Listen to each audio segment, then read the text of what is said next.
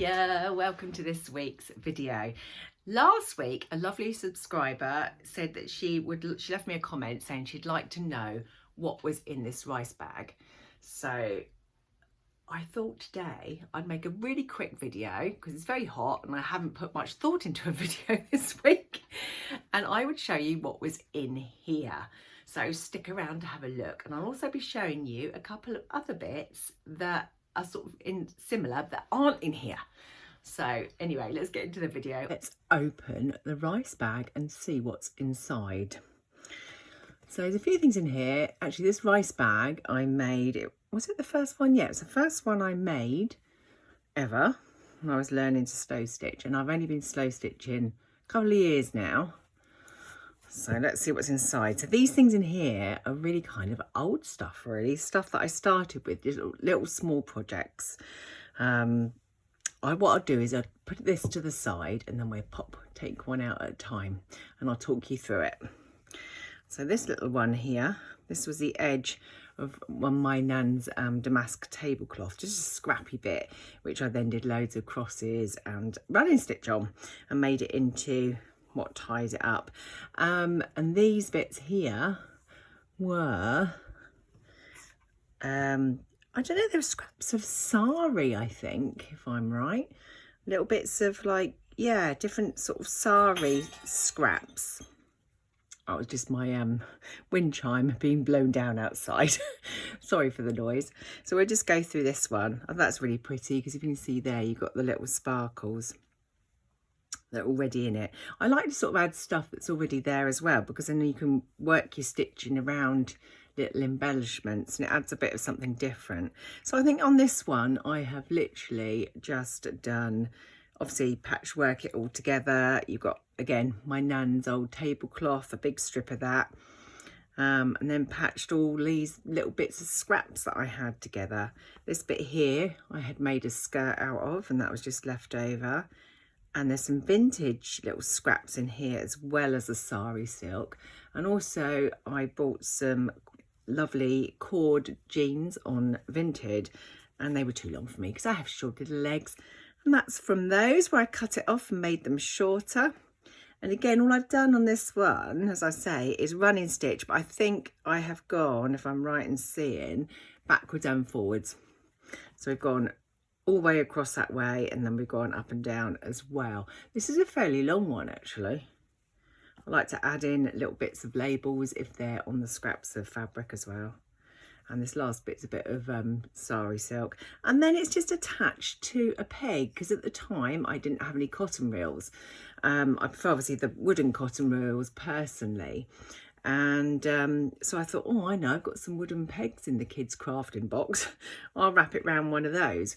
So that's what I did there. So I thoroughly enjoyed that one. I think when you're just doing a scroll like this, which they call meditation scrolls, and just literally doing running stitch, it's lovely and easy because you're just not having to think about anything, are you? Once you've decided on your design, you're not thinking about anything, you're just going, you know, backwards and forwards. Whereas some of the other scrolls that I've put more detail, I've got circles on and things like that, which I'll show you in a moment, you do have to think about more. So that was one of them, scrolls on a peg. Just wind that one back up, pop that one to the side. Next we've got another little scroll, and this was on a cotton reel.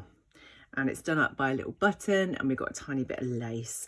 And again, I think this is just a simple meditation scroll. And in fact, all I've done about 7 or 8 rows of running stitch on this one. And again, it's all scraps. I've got bits of my dad's shirt there, vintage fabrics, more of my dad's shirts. Yeah, and we just got simple running stitch going on. And again, that's nice and easy, you know. Unroll it. And what I love about this little bag is if I'm feeling uninspired, I'll just get it out, I'll unroll them, and then it sort of gives me a bit of inspiration, you know. And there's a little cotton reel, it's on there, and then I just pick one out, and also they're very tactile and I love touching stuff. Things like this anyway. And yeah, it gives you a bit of inspiration if you're a bit stuck. I think most of my scrolls were to start with anyway, because I didn't have much, different fabric. I was just sort of collecting it as I went. I just literally did them quite bright, and obviously I'm into bright colours, but at the moment I'm also, as you know, if you've been watching some of my videos, into rust dyeing and a bit more muted tones now. So it's funny how, these things change. I think I like both equally, to be honest. It depends what mood I'm in, really. So that's that one. We've just got, I did this one last week, if you saw last week's video, so I'm going to get super quick with this one. I'm not going to show you so much detail of it. This is a rust dyed one. We'll just go super quick in case you didn't see last week's video. And if you haven't and you want a closer look, then I'll link the video below. So we'll just go through that. I've added beads to this one, and we've got eyelet stitch and obviously circles. So this is not just a straightforward running stitch, it's more of a piece of artwork in itself, because we've got couching and different stitches and circles. So that's what I mean by you've got sort of all different types of scrolls. You can go simple, keep it simple and do running stitch, or you can start to decorate it a bit more, adding embellishments like beads and different stitches. So that was a quick one there, because as I say, I've shown you this last week's video. So pop that one to the side, and that is on a beautiful wooden roll. And I've got one more of these, so I might, as I say, make one with you at some point. Next is, I made this little book. This is one of the first things I actually made, and at first I was like, oh my goodness, it's rubbish, but you know what? It's tactile. I stitched it, I'm going to keep it. It's done up with a piece of sari silk. And then all you do, I literally got scraps of fabric that size, and then again, like the scrolls, I patchworked onto them, and then I just stitched all over them, and then I put them together in a little book. So we'll start with this book. I think I'll put it down there, and we'll probably have to zoom in. Check I've got it upside down right way. And what I didn't like as well, which I do love now, is the back story. So you've got all your stitching on the back, and I used to hate that, and I said, oh no, I need to cover it up. I was going to stitch them together so that you didn't have that, but then I've now got used to sort of like having this backstory going on. I've added bits of lace and birds. I think I've got it upside down actually, but never mind. Yeah, I have got it upside down. So we've got hearts and things. Let's turn it around. There we go. We'll go back this way. I don't know, I don't know why I did an and there, but we've got crosses, we've got different stitches going on. And I'd say this is one of the first things I made, and I particularly didn't like that because I've got 2 pages that had the backstory on. And it was all patching and different stitching. And now I actually really love it. This was actually properly embroidered when I did some stitching years ago, but nothing ever happened with it, so I used that. And then that was that. So actually I do really like that now. And at the time I was like, it's a bit rubbish. But no, I quite like it now, to be honest. And I'm making another little one of those. So that was a little book. We've got another scroll on a peg, and it's done up with a button. Same principle, patchworking on to a strip of fabric at the back. And this was to show all the different stitches. So it was like a little stitch book. So I know, you've got your French knots there. We've got, I think that's feather stitch, chain stitch, and blanket stitch. That could be fly stitch, I can't remember. Some kind of star stitch, or that might be fly stitch, I don't know, I can't even remember the names of them. But it's quite good to do something like this when you're new to slow stitching, because then you can reference some ideas for stitching. If I think, oh, I don't know, I'm sick of doing running stitch, let's see what else I can do. Got some crosses, then I can always have a look at this for some inspiration for all the different stitches. I say they all have names, but I can't remember half of them. Cross stitch, I guess, back stitch, seed stitch, I know that, and a spiral of running stitches, and then running stitch. So that was quite a useful little thing to start if you want to explore all the different stitches, and I expect I haven't explored them all at all. I think, to be honest, I got fed up of doing it and I ended on that last stitch the other end, because there's possibly lots more stitches, but they were the ones that I chose to do. So that's a handy little thing to have. Then we've got, this is a really tiny reel. Can you see the size of that compared to the size? Actually, that's not a very big one either, but yeah, you can kind of see the difference. This is really tiny. It didn't take me long at all. I think I just sat there for the day and that was it. Bit fiddly getting the little scraps on, but I did it. And again, I really like that. It's just really easy. It's got 5 rows of running stitch. Didn't have to think about it. You know, one long scrap and it's, you know, a whole patch is done. And that's that done. Super easy, super quick. And the little tiny cotton reel. It's just so cute. I like to have all different size ones. That gives it a bit more interest as well. So wind this one back up. Now, I hope you're all keeping okay in this, if you've got hot weather, a bit of a heat wave going on. Let me know in the comments what you're up to as well, because I do like to chat to you and know. What was that little tiny one? Finally, in my little rice bag, we've got one more. And this one is done up with some of my hand spun yarn. It's only a single, but I use that.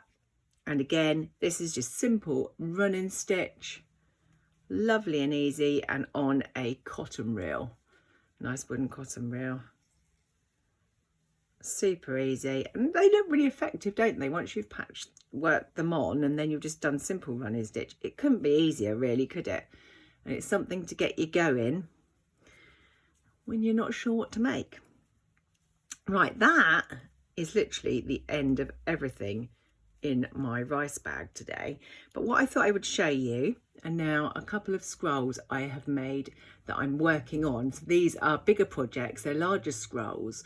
And yeah, I thought I'd just share those with you whilst I was sharing sort of what's in this bag, and they happen to all, mainly apart from the book, all be scrolls. So we'll just wind that one up, pop them all back in there as we do. And then I'll show you what else I have over here.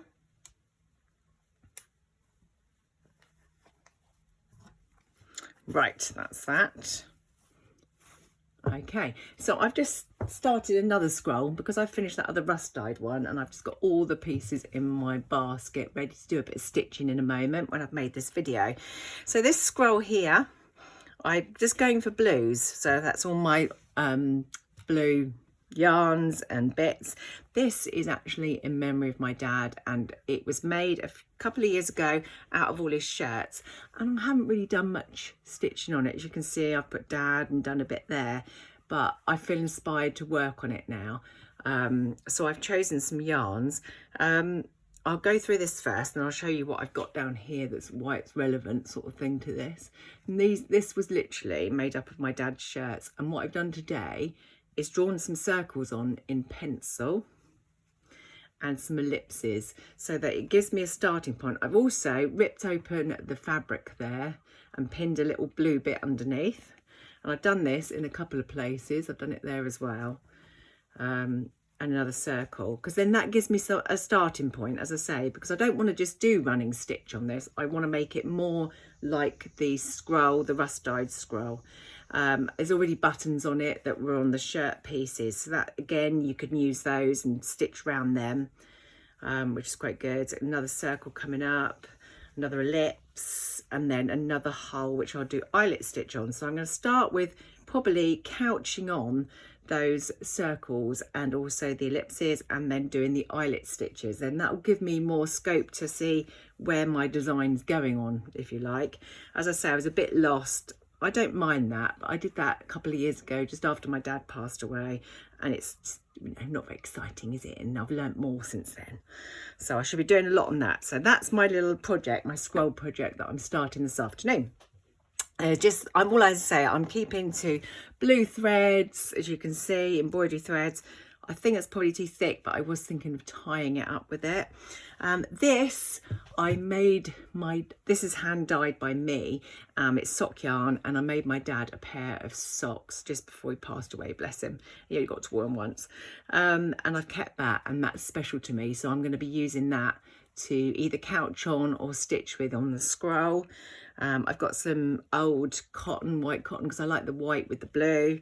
As I say, lots of blue embroidery threads, a bit of perle. I thought I'd use this Suffolk puff possibly on the beginning, because I thought of, at the very beginning here, this was a bit of collar from my dad's shirt, and I thought about stitching that on to there and maybe adding the Suffolk puff in the middle, but I'm not sure. But that's in my basket to consider. And then what I will be doing it up with is another piece of that shirt collar, and it will go around the scroll and hold it together with a button fastening. So I've got to stitch that bit together as well. So as I say, I'm going to be working on that today.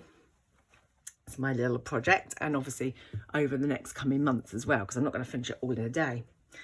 Right, the other ones I've got, just to show you, I won't open these 3 up, but this one's quite obvious anyway. I literally use one strip of like this fabric.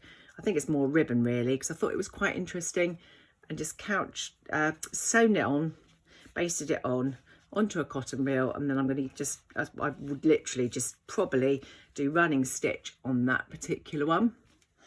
And same again, what I do when I've got scraps, I just make up, you know, there you go, there's one made up with no stitching on it. And I do that, and then that way, if I get lost and don't know what to do but want to do some stitching, I can pick one of these off of the shelf and just start to stitch on it. And there's a slightly larger one here, as you can see. And again, it's all scraps, all bright scraps, and I will just probably do running stitch on that as well, because it's not very wide. I think the wider ones like this are easier to do more, you know, different sewing on. You don't need to do running stitch on there. I mean, you could just keep going backwards and forwards, not a problem. But something smaller, I suppose you could do a little bit of detail, but yeah, I tend to keep these little ones for when I'm uninspired and just want to do running stitch. So I've got now to the couple of big scrolls. Look at this beauty. Can I get it all in? I might have to just zoom out a moment. There we go. Okay, so we've got this lovely huge scroll here. Now this is one of the first, well, I think it is the first large scroll I made, and as I say, it's on a lovely wooden scroll. It's probably about the length of a ruler almost. Yeah, we're looking at 10 inches. So I'll just unwrap this one and show you. I've done a bit of work on it, as you can see in the corner just here, but that's it. So I thought, you know, I need to start working on this really. Added some lace and a bit of sari silk to do it up, and then here we go for the patchwork. This obviously took a lot longer, and actually I haven't unrolled this for about a year, and looking at it now, I'm getting lots of inspiration to start stitching on it. Again, I might draw some circles now that I've got into it and doing circles. I think I'll do that on this as well. But it's lovely and bright. Look at this. It's quite long as well, actually. I'll keep going. We're still going, look. There's the end. Look at all that. That will be absolutely gorgeous, stitched all over. I mean, again, you could just go backwards and forwards, couldn't you? Or you could just stitch each patch on a bit like you do in Borrow. There's so many different options you could do with this, actually. But I'm looking forward to working on that. I just put that one to the side. And then I have another huge scroll.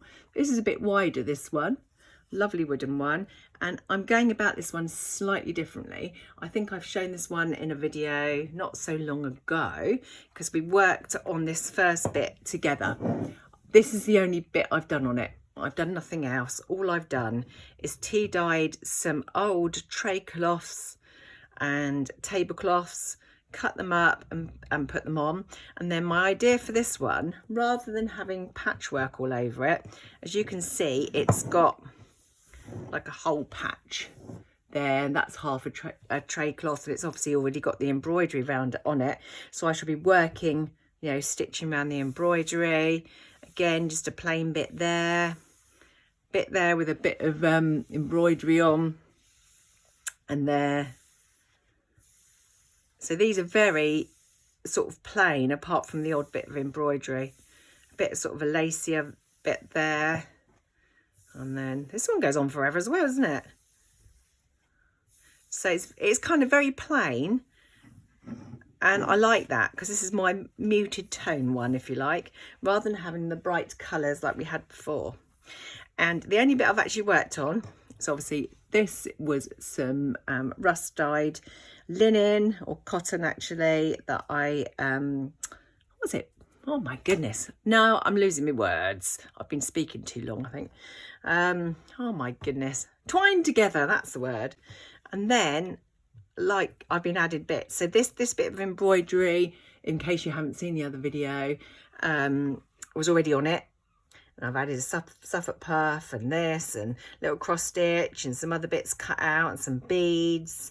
And that's what I aim to do with this scroll. So it's going to be totally different from stitching on this one. As you can see, huge contrast in colours there. Yeah, so this one will be just stitched all over. I mean, this is stitched all over, as you can see, but I'm going to applique bits on, a bit like I am doing in my, which again, if you watched my video last week, you see in my journal here. So that's the idea for this one. So that's slightly different. It's going to, like, you know, you've got a couple of things to work on. You're not doing the same thing with every scroll. So that brings us to the end. So that was just a little short video. So I hope you enjoyed it, and do let me know in the comments what you're up to. And I hope I've inspired you to maybe have a go at making a little meditation scroll, a stitch scroll, whichever. If you do, let me know what you've made, as I would love to know. Anyway, lots of love to you all, and see you in the next video. Bye.